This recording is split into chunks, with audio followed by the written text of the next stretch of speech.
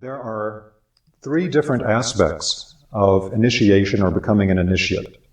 In one of these, what is actually being illuminated begins with the thinking process, with actually knowing about non-physical realities, knowing about the greater spiritual realities that we come from, and the spiritual depths of oneself. This is linked to the spiritual centers inside the head. And this is also linked to the illumination of the thinking process, so that with this process we actually know consciously the structure of the spiritual worlds, how we interact with them, how they influence us on a daily basis. In this path of illumination, we find that everything is a thought form from the mind of God, and all those thought forms have a pattern to them. And the current term that we use for understanding those patterns is sacred geometry. So sacred geometry is a universal science for understanding the patterns of creation at every level, whether it's how the different spirituals are constructed, or different ranks of spiritual beings and their consciousness, or the different subtle bodies of a human being, whatever it claims, is a pattern to it. And so no matter what tradition you study with, they will work with sacred geometry. Because the sacred geometry at the highest level is a pure, packed thought form from the mind of God that shows you the pure pattern of everything that's manifested from it.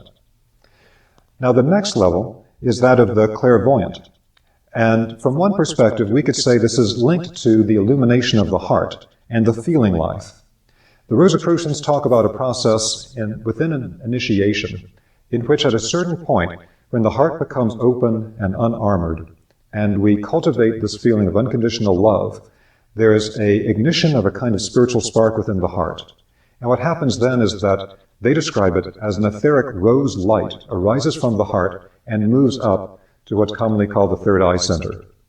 And with that rose etheric stream, it enters into the centers in the head, that area that is technically at the third ventricle of the brain and was known as the cave of Brahma in the Indian teachings. This is a particular area that's open in the head that has a space between the pineal and pituitary glands. And as this space becomes illuminated, it leads to direct spiritual vision. This is then a clairvoyant. The clairvoyant can actually perceive non-physical realities. But depending upon the individual, they may not consciously understand the structures or discern the different things that they are actually seeing.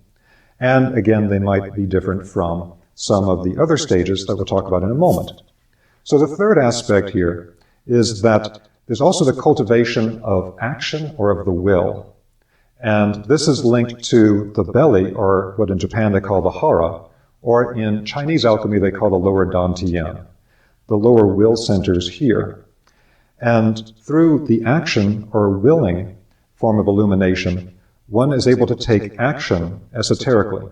You're able to actually use non-physical realities to change things on the physical plane.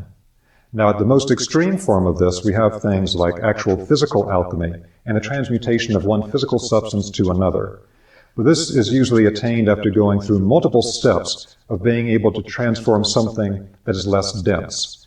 And that is normally etheric energy fields. So the actual vibrational transformation of energy fields, energy healing, things of that kind, is something that you find very strongly on this path. So the person that can actually transform things using spiritual forces is referred to as the adept.